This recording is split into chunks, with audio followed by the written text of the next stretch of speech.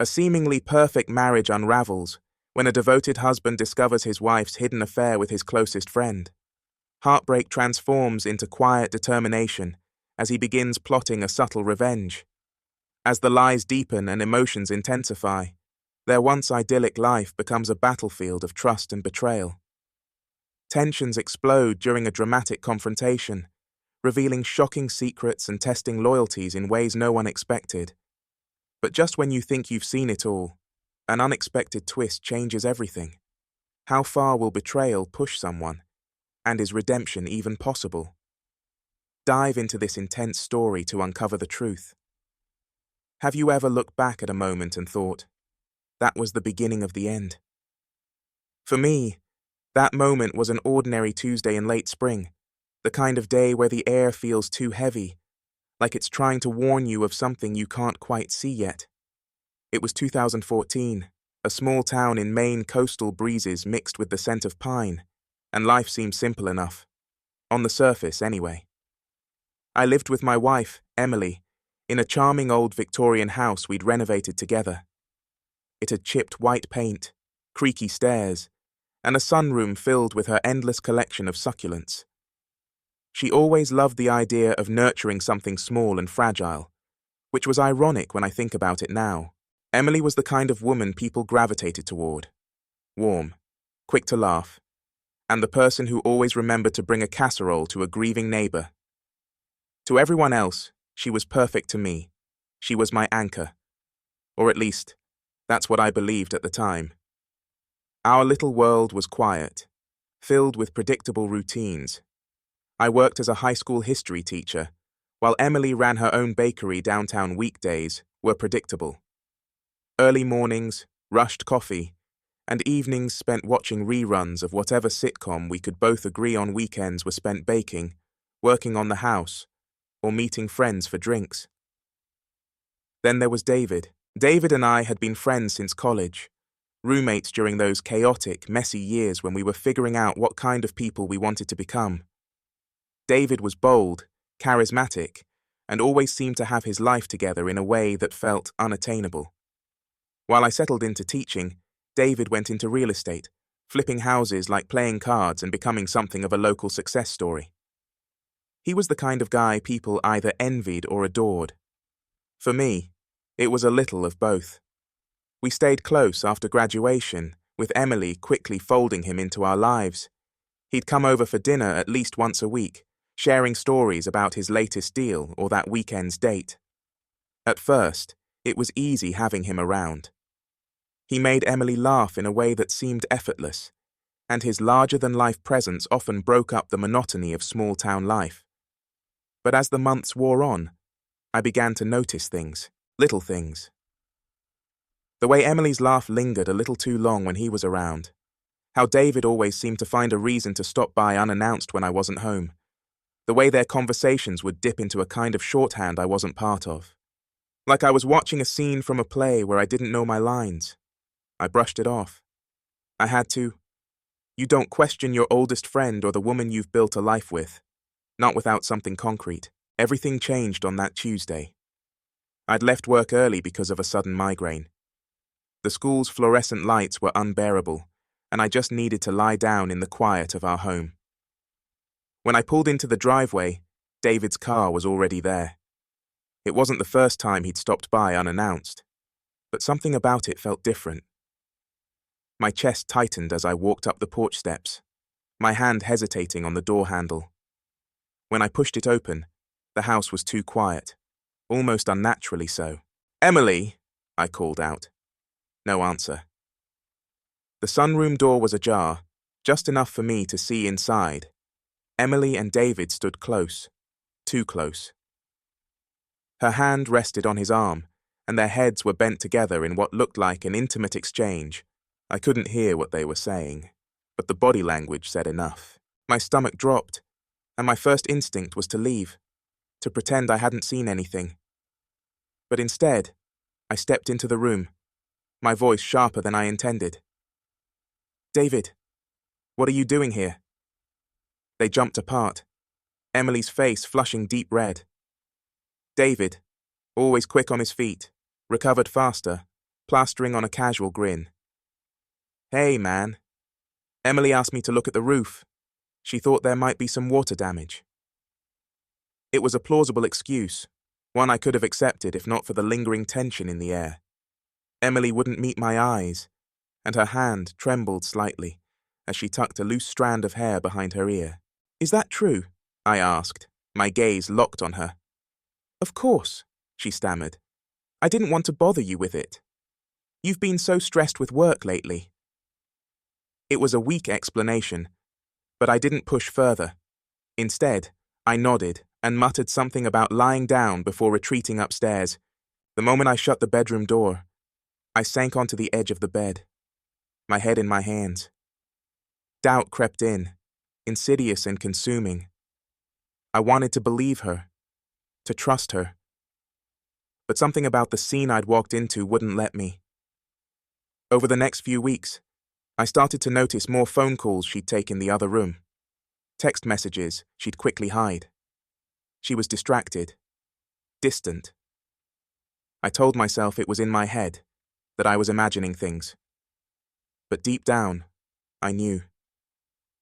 The breaking point came one night when she left her phone on the kitchen counter while she showered.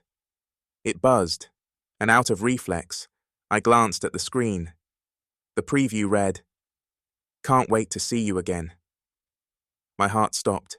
I hesitated, my hand hovering over the phone. This was it. The moment I could either confirm or deny the suspicions that had been eating away at me. I opened the message thread, my worst fears playing out in black and white. The messages between Emily and David weren't explicit, but they didn't need to be. There were too many "miss you," and "last night was amazing" texts to be anything innocent. When she came downstairs, towel wrapped around her hair, I was still standing in the kitchen, her phone clutched in my hand. "We need to talk," I said, my voice cold and steady.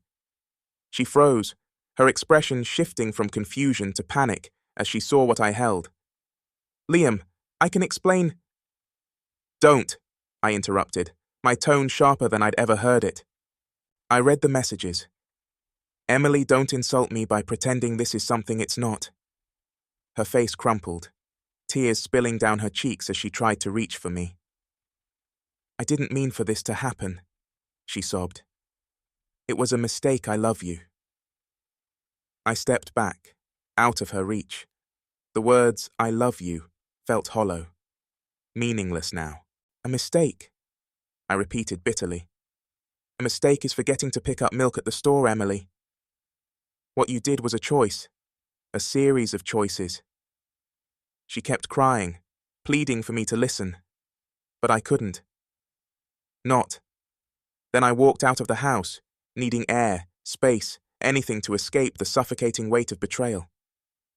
I sat in my car for hours that night, staring at the darkened streets, trying to process what had just happened. All I could think about was how quickly everything had unraveled, how fragile the life we'd built together really was. I didn't go home that night. Instead, I drove aimlessly, letting the hum of the engine drown out the whirlwind in my head. The streets blurred under the pale glow of streetlights, and every turn felt as directionless as my thoughts. What was I supposed to do? Confront David? Try to fix things with Emily? Or just walk away from it all? I ended up at a 24-hour diner on the edge of town. The place was nearly empty, just a tired waitress refilling coffee cups and a guy in a corner booth staring blankly at his laptop. I ordered coffee. I didn't drink, and stared out the window at the empty parking lot, replaying the night over and over in my mind. Emily's face, tear-streaked and desperate, David's smug grin that I couldn't stop picturing. Even though I hadn't seen him since that afternoon in the sunroom, every part of it churned in my gut like bad diner food. It hit me then how much of my life had revolved around trust. Trust in Emily, trust in David, trust in the life we'd built together. And now, all of it was in pieces. When I finally went home the next morning, the house was quiet. Emily had clearly been waiting for me. Her eyes were swollen, and her voice cracked when she said, Can we talk? I wanted to say no. I wanted to pack a bag and walk out the door. But instead, I nodded, sitting across from her at the kitchen table. She started with an apology. Of course she did. Liam, I'm so sorry. I know I've hurt you. And I'll do anything, to make this right. But her words felt rehearsed, like something out of a bad movie. The more she spoke, the angrier I got, not just at her, but at myself, for letting it get this far, for ignoring all the signs. How long? I interrupted, my voice flat. What? She stammered. How long has it been going on with David? Her lips trembled and she hesitated for a moment too long. That hesitation told me everything I needed to know. 6 months, she finally whispered. 6 months. Half a year of lies, of betrayal, of letting me sit across from my best friend at dinner, completely oblivious to what was happening right under my nose. I need space, I said, standing up before she could say anything else. Don't follow me. The next few weeks were a blur. I stayed with my brother, spending my days at work and my nights in a haze of bitterness and confusion. Emily called and texted constantly, alternating between apologies and desperate pleas for forgiveness. I ignored all of them, but David was silent. Not a single call, not a single text. That silence felt louder than anything Emily could say. It wasn't guilt. David wasn't the kind of person who felt guilty. It was cowardice. He was too afraid to face me, too afraid to own up to what he'd done. I decided to break the silence myself. I called David one evening after work. He answered on the third ring, his voice cautious. Liam, he said. Look, Don't, I snapped. Don't you dare try to explain. You and I are going to talk, and you're going to listen. He agreed to meet me at a park near his place, and when I arrived, he was already there, leaning against his car like he didn't have a care in the world. Liam, he started, but I cut him off. Save it. I don't need your excuses. For the first time since this nightmare began, I let my anger out. I told him exactly what I thought of him, how he'd betrayed my trust, how he'd destroyed not just my marriage but the friendship we'd built over the years, and David, to his credit, didn't try to deny it. He stood there and took it, his face pale and his usual cocky demeanor gone. You're right, he finally said, his voice low. I screwed up. I let things happen that never should have happened. But Liam, it wasn't about you, it was about... I didn't let him finish. Don't you dare try to justify this. You don't get to act like this was some victimless mistake. For a moment, I thought about throwing a punch. The thought of wiping that look off his face was tempting, but I knew it wouldn't fix anything. So instead, I turned and walked away. Emily and I officially separated a month later. She begged me to go to therapy, to try and work through things, but I couldn't do it. Every time I looked at her, all I saw was betrayal. The house, the life we'd built together, the future we'd planned, it all felt like a lie. So I packed my things and left, starting over in a tiny apartment on the other side of town. For the first time in years, I was alone. And as much as it hurt, it was also freeing. Months passed. I focused on my work, throwing myself into lesson plans and late nights grading papers. I reconnected with old friends, started running in the mornings, and slowly began to feel like myself again. Emily sent a few more messages, updates about her life, apologies I didn't ask for, but I didn't respond. David, on the other hand, disappeared completely. He sold his house and moved to another city, leaving behind nothing but the wreckage of our friendship. Looking back, I don't know what I expected. Closure, justice, neither came. The funny thing about betrayal is how it forces you to re-examine everything. Your relationships, your choices, even yourself. I wasn't perfect. I worked late too often, missed little moments that mattered, took Emily's laughter and warmth for granted. But none of that excused what she did. Healing wasn't easy, It wasn't quick, but step by step, I found my way back to something resembling normal. And now, years later, I can look back on that time with clarity. Betrayal doesn't define you. It reveals you. It shows you what you're made of, what you're willing to fight for, and what you're ready to let go of. If you've made it this far, I want to thank you for listening to my story, and if you've ever been through something like this, remember, you're not alone. Life goes on, even after the worst of storms. Make sure to like, share, and subscribe to my channel for more stories like this one. Let me know in the comments if you've ever faced a betrayal that changed your life and how you found your way forward. After months of silence, I thought I had it all figured out. The sting of betrayal had dulled, replaced by a numbness I could live with.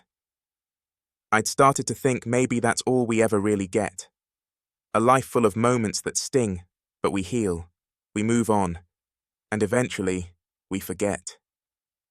But life has a funny way of turning your plans upside down, doesn't it?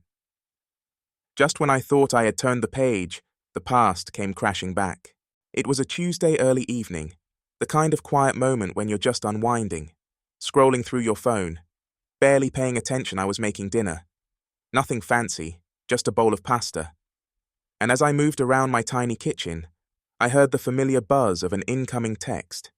At first, I didn't think much of it, maybe a work email or a random text from a friend.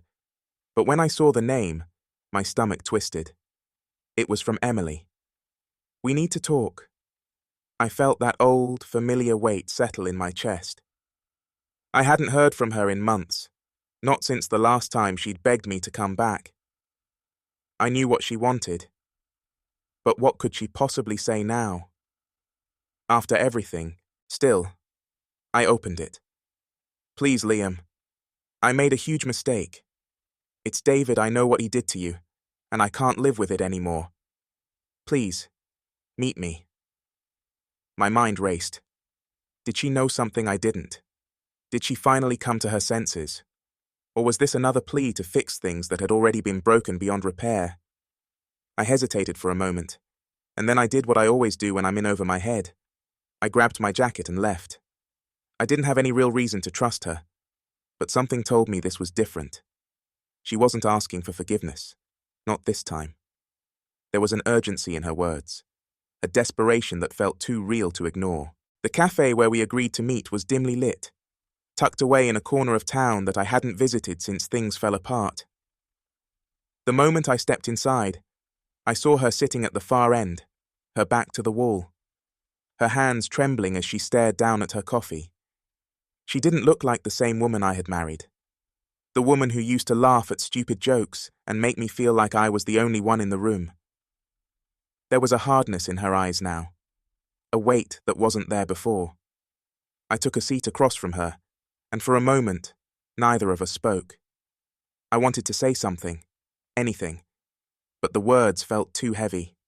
Too much had happened. Too much had been said.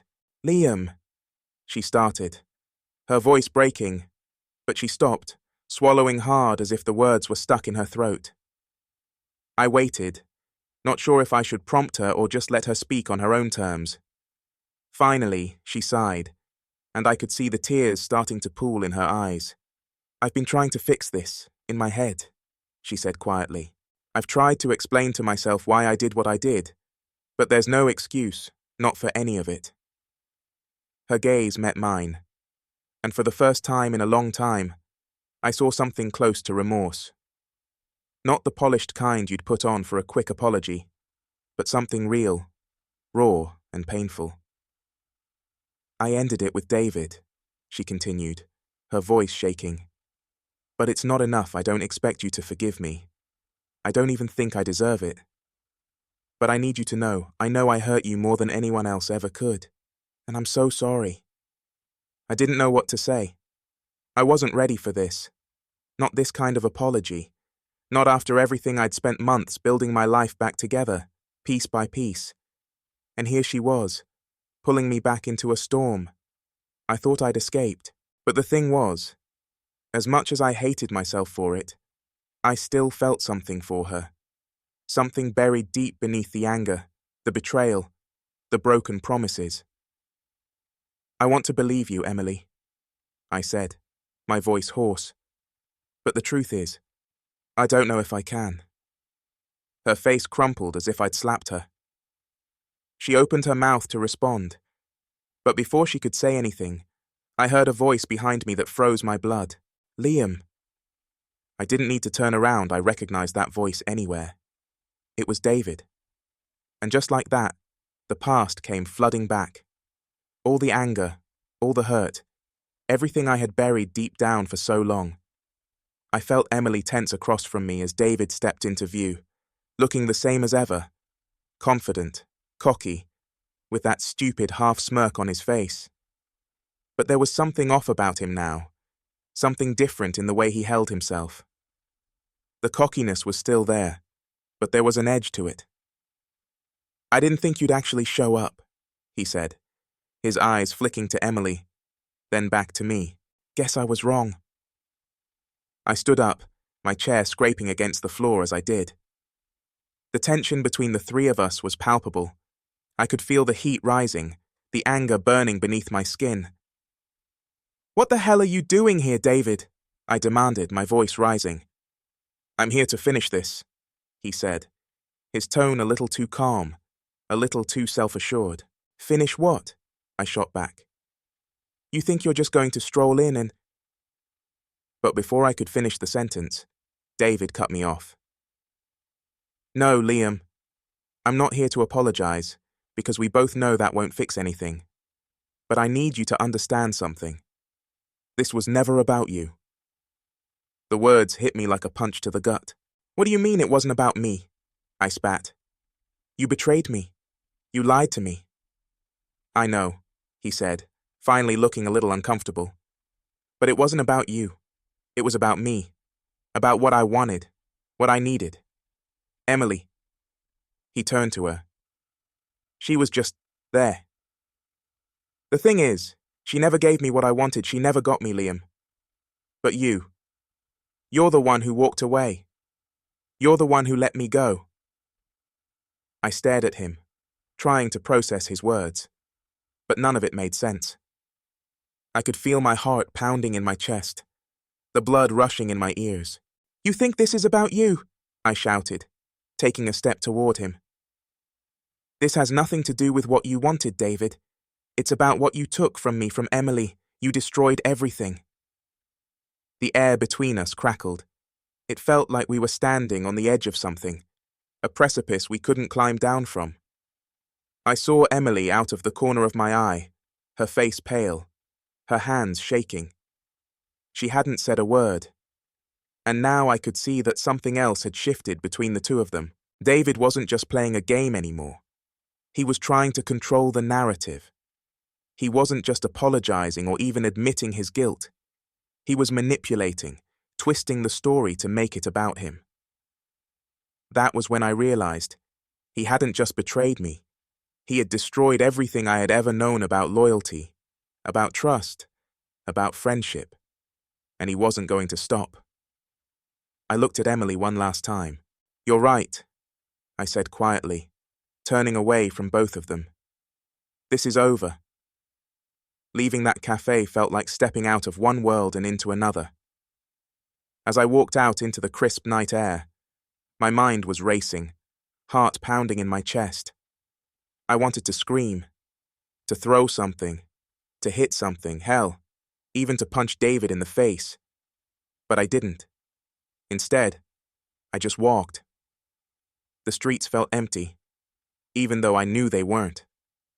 People were out there, living their lives, oblivious to what had just gone down, to the lies that had come to light, to the truth that had finally surfaced after months of hidden guilt and betrayal. I didn't even know where I was going. I just needed to get away from them.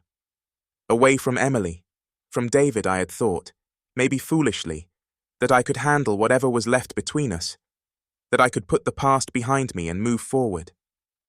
But standing there, facing them again, had opened up everything I had tried so hard to forget. By the time I found myself standing on the edge of a quiet park, looking up at the dark sky. My thoughts were spinning in 1,000 different directions. Everything felt like it was spiraling out of control. Emily's face haunted me, and David's smug, condescending tone, the way he tried to justify his actions, twist everything to make himself the victim. I knew he was lying. But it didn't matter, did it? Because what was the point anymore? Are you just going to keep running away? I didn't even flinch when I heard her voice. It was Emily, stepping out from the shadows near the park bench. I had forgotten that she had followed me. I thought she would stay inside and let me go. But here she was, standing in front of me. I'm not running away, Emily, I said, my voice hoarse. I'm done. It's over. Her expression faltered. I don't want it to be over, Liam. Not like this. There was desperation in her voice, but also something else, something I hadn't expected. She wasn't just pleading for forgiveness. No, there was an edge to her tone. She was trying to hold on to something, trying to make me see her in a different light. I could see her shaking, her hands wringing together. But beneath all of that, she looked scared. I didn't know if it was fear of losing me or fear of something worse. Something that had yet to come. I'm not asking for your forgiveness, she continued, taking a step closer. I'm just trying to make you understand why I did what I did. What happened between us, between me and David. It wasn't about you. Not entirely. I was just lost. And David, he made me feel something. Something I hadn't felt in so long. I wanted to believe her. I wanted to. But all the things I'd seen, heard even, about the two of them over the past year, didn't line up with anything she was saying now. The truth was, I wasn't sure I could believe anything she told me. Then what about him? I asked, my voice breaking a little. What was he trying to do? Why now, Emily? Why bring him here in front of me? She paused, her face falling. She looked down, then met my eyes. Because I don't know if I can keep pretending anymore. I can't keep living in this lie. You deserve more than that, Liam. You deserve the truth. I was tired of the lies, but I still loved her. Even after everything, I didn't know if I could forgive her. But I didn't want to lose her either. And then it hit me. The realization that I was tangled in a game I didn't understand. Emily wasn't the only one who had been hiding something. Do you really want to know what David's been doing? I asked, the words slipping out before I could stop them.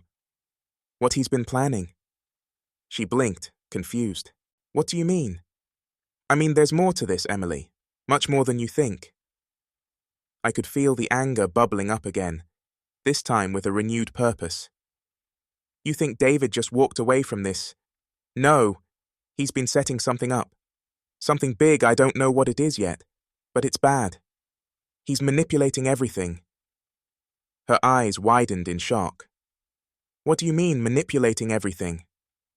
I don't know the details yet, I admitted, running a hand through my hair. But I know it's not over. It's only just beginning. That was when I realized how badly I had underestimated David. For months, I had been walking around, nursing my wounds, thinking I was the only one who had been hurt by this mess. But David, he was playing the long game, and he wasn't going to let me or Emily go so easily. There was a silence that hung in the air. Neither of us spoke, but the weight of everything between us felt like it was suffocating. I don't care what he's planning, Emily said, her voice shaking but resolute. I'm not going back to him. Not now. Not ever. I turned to her. For the first time, I saw something in her eyes I hadn't seen in months. Resolve, a determination that felt real. Not the desperation of someone trying to salvage their relationship, but someone who had finally understood the cost of their actions. I nodded slowly. Then we need to figure out what he's planning together. But before we could even say another word, a car screeched to a halt at the edge of the park, its headlights blinding us for a moment. I turned, instinctively reaching for Emily's arm, The door of the car slammed open and out stepped David. It was a moment straight out of a movie, and in that moment, I realized we were in deeper than I had ever imagined. David walked toward us, his eyes dark, his posture tense. I told you this wasn't over, didn't I? He was no longer the confident man I once knew. There was a wildness to him now, an unpredictability that made my blood run cold. Get away from her, David, I growled, stepping forward. He stopped a few feet away from us, but his gaze never left mine. You don't understand, Liam. You never did. This isn't just about us anymore. This is about control, about making sure no one gets to dictate my life ever again. Before I could respond, he pulled something from his jacket, something small, metallic. My stomach dropped as I realized what it was, a gun. The sound of David's voice cut through the silence, chilling me to my core. You think you can walk away from this? He wasn't yelling, but there was an edge to his voice now. Something wild and unpredictable. You don't get to walk away. None of us do. I froze, my heart hammering in my chest. I didn't even need to glance down to know what he was holding. The cold, gleaming barrel of a gun was aimed straight at us, but I didn't know what his next move would be. Was he just trying to intimidate us? Or was this something far worse? Emily gasped, her hand shooting out toward me, but I didn't even flinch. My eyes stayed locked on David, watching every tiny shift in his body. Every little movement could tell me everything I needed to know about whether or not he was about to pull the trigger. David, please, Emily started, her voice quivering with desperation. This isn't you, just put it down. David smirked, the gun unwavering. You think I'm the one who's lost, Emily? After everything, after all the lies? I'm not the one who lied, Emily spat, stepping forward, despite me trying to pull her back. You've been playing this game the whole time, pulling strings, manipulating everything. I don't even know who you are anymore. For a split second, there was a flicker of hesitation in David's eyes, but it was gone as quickly as it came. He tightened his grip on the gun, his eyes narrowing. You don't get to accuse me of that, Emily. I'm not the one who betrayed you. You made your choice, and now you have to live with it. I could feel the tension thickening, suffocating the air around us. Every second felt like a year. This wasn't just a confrontation anymore.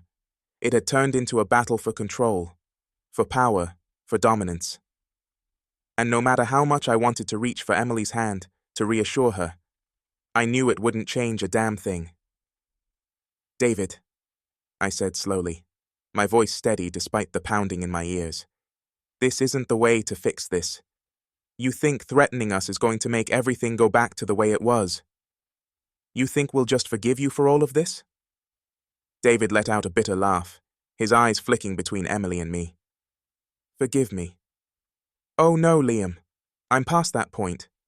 This is bigger than forgiveness. This is about control. About making sure no one gets to dictate how my life goes ever again. There it was again. His obsession with control. It was the same damn thing that had fueled every decision, every manipulation. He had never been able to let go, to accept things for what they were, and now it had pushed him to the brink. I'm not going to fight you, David, I said quietly, taking a small step toward him. Put the gun down. We can talk this through, whatever's going on inside your head. There's another way. David's gaze flickered for a moment, but the fire in his eyes never dimmed. Talk? He scoffed, shaking his head. You really think we can talk this out, Liam? You think after everything I've done, you and Emily can just forget, just walk away like it never happened? We don't need to forget, I said, my voice gaining strength. But this doesn't have to end with violence. You don't have to do this. David's grip on the gun tightened. It was clear now that there was no easy way out of this. He was too far gone. His emotions were tangled with something darker, something deeper than just betrayal or jealousy. It was like he was suffocating on his need for control, and he was willing to take us all down with him. "I don't need forgiveness," David said, his voice low and dangerous. "I need power, and this is the only way to get it back." And in that moment, everything shifted. The gun wasn't just a symbol of his rage anymore. It was the weapon he was willing to use to break us, to break the bond between Emily and me. Emily, though, wasn't backing down. I could see it in the way her body tensed, the way she stood her ground beside me, despite the fear in her eyes. She wasn't going to let David tear us apart again. Not like this. Not with a gun. "David," she said firmly, her voice trembling but resolute. "You don't have to do this. We're not your enemies. We're not your puppets." David's eyes flickered. Just for a second, I saw something in them. A crack in the armor. A moment where he was almost human again. But it didn't last. He sneered, his lip curling in that familiar, arrogant way. "You've been living in a fantasy. Emily, both of you have. And now you'll have to face the reality I won't be ignored anymore." I didn't think I just reacted, moving faster than I ever thought I could. I lunged toward David, not with the intention of hurting him, but to stop him from making a mistake he couldn't undo. But I was too late. In an instant, everything went sideways. The sharp, deafening crack of the gunshot rang in my ears before I even realized what had happened. It was like time stopped for a second, and all I could do was stare at David, at the way his finger relaxed on the trigger, and then look down at Emily, her body jerking violently, her eyes wide in shock. "Emily!" I screamed, my voice breaking as I caught her before she could fall to the ground. She gasped for breath, her hand clutching at her side as blood began to stain the fabric of her shirt. "Liam," she whispered, her voice soft but strained. "I'm sorry. I'm so sorry." "No, no, no," I muttered, my heart racing as I tried to stop the bleeding. Her breath was shallow, her eyes starting to glaze over. "Stay with me, Emily. Stay with me, I swear to God. I'm not going to lose you. Not like this. Not after everything." David, still standing there, his gun now lowered, watched us both.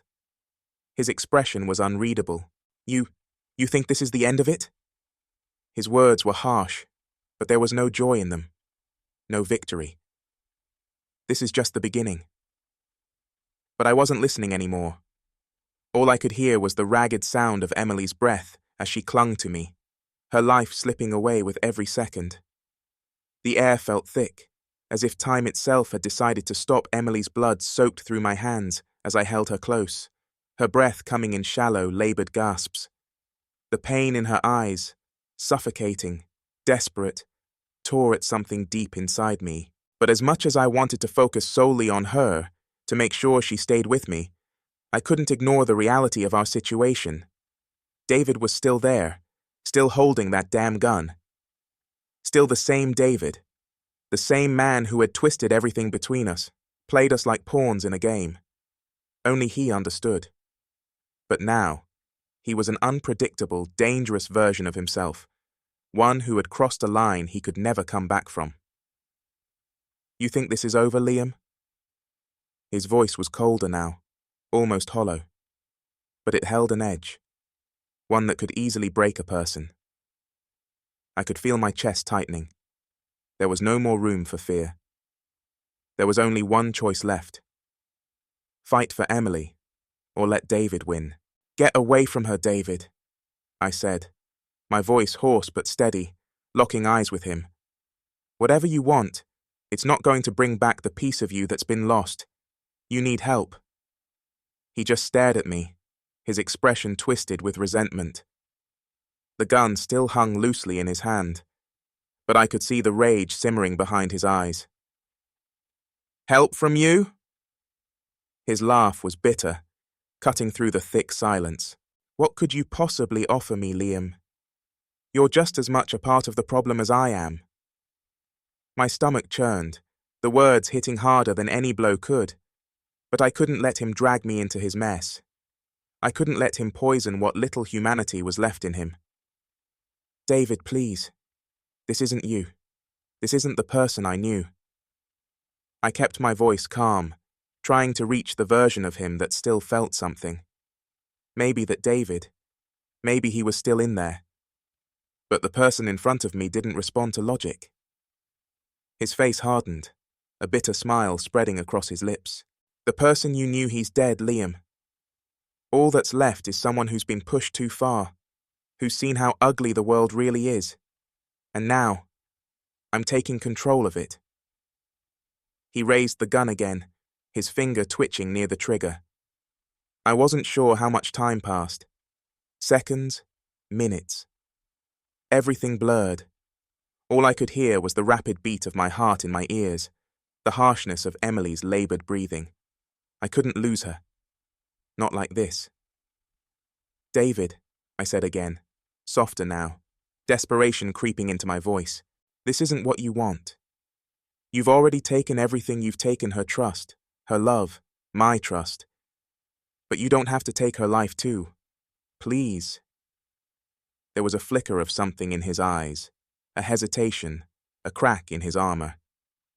But just as quickly as it appeared, it vanished. His jaw clenched, his eyes narrowing into slits.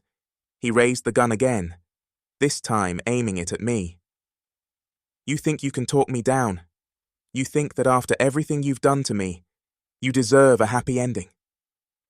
I took a step forward, my voice unwavering. No, I'm not asking for a happy ending. I'm asking for a chance for you, for Emily, please. His finger tightened on the trigger, but then something shifted. Emily, despite the pain, pushed herself up with what little strength she had left. She reached for my hand, her grip weak but firm. Liam. Her voice was a whisper, but it carried a weight I couldn't ignore. Don't make this any worse. We can't fix him. Not anymore. Her words hit like a slap to the face, a cold realization that I had been clinging to an illusion, that David, this man standing in front of me, was never going to be the person he once was, and maybe he hadn't been that person for a long time. I looked at him one last time. It doesn't have to end like this, David, I said, my voice quieter, but I was done pleading. There was no more room for words. David's expression shifted. His face was unreadable, cold, but his eyes were filled with something I couldn't place. It was like he was fighting with himself, torn between the person he had become and the remnants of who he had been. Then suddenly, he lowered the gun, though the tension in the room didn't dissolve. We stood there in the silence, Emily still clinging to me, her face pale, and David standing there like a man caught between two worlds. Neither of us made a move. But then, a new sound filled the air, a loud crack, sharp and sudden. David's body jerked as if struck, and he staggered backward. His hand dropped to his side, the gun falling from his grip and clattering to the floor. I froze. My heart skipped a beat. And then, through the haze of confusion, a figure emerged from the shadows, the unmistakable silhouette of someone I never expected to see again. Liam, came the voice, familiar but cold. You should have stayed out of this. My pulse spiked. It couldn't be. The person stepped forward into the light, and my heart sank. There, standing with a gun still pointed toward David, was none other than Sarah, the woman I thought I'd lost forever. The woman who, until this very moment, had remained a ghost in the periphery of my mind. Sarah, I breathed, my voice barely a whisper, caught between disbelief and horror. She looked at me, her eyes hard, almost mechanical, as if the woman I once knew had been replaced by something darker, colder. She took a step forward, glancing down at David, who was now on the ground, blood staining his shirt as he struggled to catch his breath. Liam, I didn't want it to be like this, Sarah said flatly. But you gave me no choice. You didn't listen. None of you did. What the hell is going on? I asked, my voice shaking with confusion and anger. But Sarah didn't answer. She simply turned her gaze back to David, her lips curling into a thin line. You thought you were in control, David. You thought you had power. But power is an illusion, and you were never as smart as you thought. David's eyes, glazed with pain and disbelief, locked onto Sarah. You... He spat, trying to speak, but the words were barely audible. You were in on this the whole time. Sarah didn't respond. Instead, she walked toward him slowly, the weight of the gun heavy in her hand. And just like that, the game had changed. The sound of Sarah's footsteps echoed in the silence, each one like a countdown. As she moved closer to David, it felt as if everything, every choice, every moment, was about to crash together in one explosive burst. I couldn't take my eyes off her. Sarah had always been the quiet one, the one who stayed in the background, never quite part of the chaos. But here she was, standing tall, with the gun aimed at David's chest. Her expression was unreadable, cold, detached. But I could see the storm in her eyes. The woman I had loved, the woman I thought I knew, was no longer here. In her place was someone else entirely. Someone forged by years of secrets, lies, and betrayal. David, on the ground, was still trying to gather his wits. His breaths were sharp and uneven as he looked up at Sarah, his eyes wide with disbelief. You can't be serious. His voice was hoarse, almost pleading. You were supposed to be on my side. Sarah didn't flinch. She didn't even blink. You lost me a long time ago, David, she said flatly. You lost everyone. There was no hesitation now. She was cold, determined. And somewhere in the pit of my stomach, a realization hit me hard. Sarah wasn't just here to stop David. She was here to end him. Sarah, wait, I said, stepping forward, my voice filled with urgency. You don't have to do this. This isn't you. You can still walk away. We can fix this. She glanced at me, her eyes momentarily softening, but then they hardened again. The gun didn't waver. You don't get it, Liam. You never did. Her words stung, but there was something else behind them, something deeper, darker. There's nothing left to fix. I stepped closer, trying to reach her, to bring her back from the edge. But the way she held herself, like a woman who had already made up her mind, made it clear I wasn't going to get through to her. Sarah, please don't let him win. This isn't the answer. But she wasn't listening anymore. With one last look, she turned back to David. The moment stretched, dragging us all into its suffocating embrace. Then, with a sharp breath, Sarah spoke again, her voice steady, final. You had your chance, David. And then the shot rang out. The world seemed to freeze. David's body jerked, his face contorting in shock, as the bullet tore through his chest. He gasped, blood bubbling at his lips, before he collapsed fully to the floor. The gunshot echoed through the room like the final word of a dead conversation, the weight of its meaning settling in the air around us. I couldn't breathe. I couldn't move. I had known this moment was coming. I had seen the signs, but nothing could have prepared me for the finality of it. Not this. Not Sarah, pulling the trigger. Not David, lying in a pool of his own blood, his life slipping away in the blink of an eye. I stared at Sarah, my mind racing, my heart hammering in my chest. The woman who had once been my ally, my partner, had just crossed a line. A line I wasn't sure we could ever come back from. Why? I asked, my voice raw with disbelief. Why, Sarah? She didn't answer at first. Her eyes were locked on David, who was now still, his blood staining the floor beneath him. Then, after a long pause, she finally spoke, her voice colder than I'd ever heard it. You really want to know, Liam? You really want to know why I did this? She turned to face me, her gaze hard and unforgiving.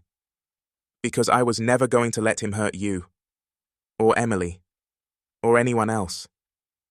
The words hit me like a punch to the gut. But, I started, struggling to find my words.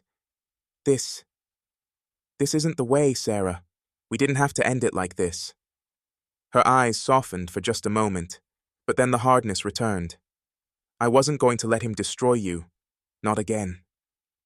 The tension in the room was unbearable now, every moment stretching into an eternity. Emily, who had been silent this whole time, finally spoke.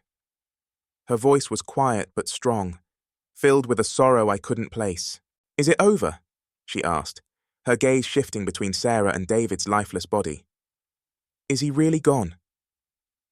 For the first time in what felt like forever, I wasn't sure.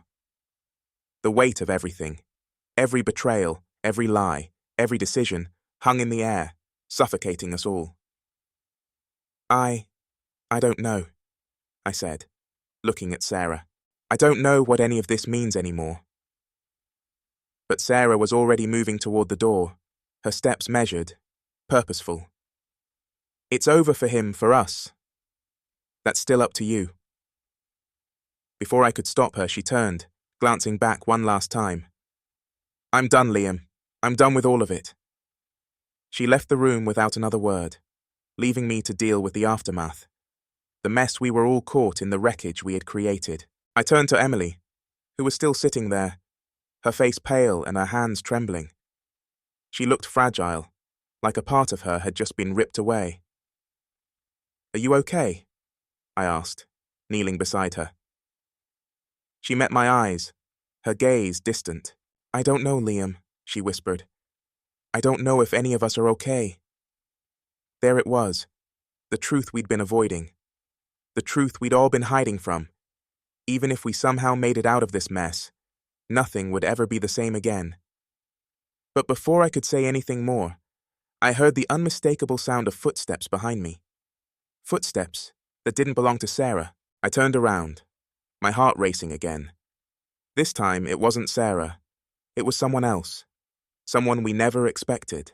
The man who stepped into the room was someone I hadn't expected. Someone who, in a way, shouldn't have been here. I felt the tension spike as he approached, his footsteps slow, deliberate. There was no mistaking the familiar face. It was Marcus. For a moment my mind raced. How had he found us? Had he been tracking us all this time? And if so, why had he waited until now? His eyes met mine, but there was no anger, no hostility, just weariness. I didn't want to be here, Liam, he said quietly, but I had to be. I couldn't get my words out. The weight of everything that had happened, the betrayal, the gunshot, Sarah's departure, had already left me numb. Seeing Marcus here, in the aftermath of it all, felt like the final twist in a story that had already taken too many turns. Where's Sarah? He asked, looking around the room. His gaze briefly landed on David's body, and for a split second, his expression faltered, but it was gone as quickly as it came. She left, I said. It's over. Marcus nodded, not surprised. He seemed to understand the weight of it all. I figured as much. You know, she's always been one to walk away when things get too real. I couldn't help but feel a flicker of frustration, but I knew better than to let it show. Everyone had their breaking point. Sarah had hers. We all had ours. What are you doing here, Marcus? Emily asked, her voice still shaken but stronger than it had been moments ago. She was sitting up now, her hands clasped together as if to hold herself steady. Marcus didn't look at her at first. Instead, he just kept his gaze fixed on me. I came to finish this, the whole mess you two found yourselves tangled in. It's not over yet. My pulse quickened. What do you mean? He took a deep breath, as if gathering the words he needed. David wasn't the only one pulling strings, Liam. There's more to this than just what's happened in this room. The people behind him. They'll come looking for answers for all of you. It hit me like a ton of bricks. David's death wasn't the end. It was just another beginning. The people he worked with, the shadowy figures who had always been just out of reach, They weren't going to let this slide. A cold chill ran down my spine. How long do we have? Marcus didn't respond immediately. He looked down at the floor, almost as if he was deciding how much to say. Not long, but there's a way out. You and Emily, if you want to get out of this alive, there's only one option left. You need to disappear. For the first time in what felt like forever, the weight of the world felt real again. I could almost feel the gravity of it pressing down on my chest. Disappear? Marcus nodded. Get as far away as you can. Change your names. Your lives. Leave everything behind David's allies. They'll be looking for anyone who can connect them to the bigger picture. And that picture includes both of you. There it was. The stark reality. We couldn't go back. We couldn't pretend that everything was fine after all of this. Where would we even go? Emily asked, her voice barely above a whisper. I've got a plan, Marcus said. But it's risky, and once you leave, you're on your own. No turning back. No contact with anyone. No way to return. For a long moment, there was silence in the room. It felt like we were all holding our breath, trying to figure out if we could really walk away from everything we knew, the people we loved, the lives we had built, flawed as they were. I didn't ask for any of this, I said finally, breaking the silence. None of us did. Marcus didn't disagree. You're right, but sometimes the world doesn't care about what we want. It just keeps spinning, and we have to figure out how to survive on it. In the days that followed, everything moved in a blur. We packed up our lives, everything that had once mattered to us, and walked away. It wasn't the clean break I'd imagined. Nothing ever is. But it was the only choice we had left. I didn't know where we were going. I didn't know what the future would hold for Emily and me, or if we'd even be safe. But I did know one thing. The person I was when I walked into that room was gone, and the person I was becoming. That was still a work in progress. As I sit here, writing this, I realize there's no neat ending to this story. No perfect resolution where everyone lives happily ever after. There's just the quiet aftermath, the small but important choices we make after the chaos settles. Sarah. I don't know what happened to her. Maybe she's out there, trying to start over, or maybe she's gone for good. I'll never really know. And honestly, I'm not sure I want to. Emily and I. We're still figuring it out. The world keeps moving, and we keep moving with it. But we do it with eyes wide open now. Aware of the things we once ignored, the choices we once took for granted. We're not the same people we were when we started, and that's probably for the best. And there you have it. That's the story of how betrayal, lies, and hard choices led us to this point. If you're still with me, thanks for sticking through it. I know it's been a wild ride, but sometimes the hardest stories to tell are the ones that hit closest to home. If you've enjoyed this deep dive into the twists and turns of betrayal, don't forget to like, comment, and subscribe to my channel for more content just like this. You never know what's coming next, and trust me, you won't want to miss it. Until next time, keep questioning, keep learning, and keep telling your own stories. The truth is always more complicated than it seems, but maybe that's the point.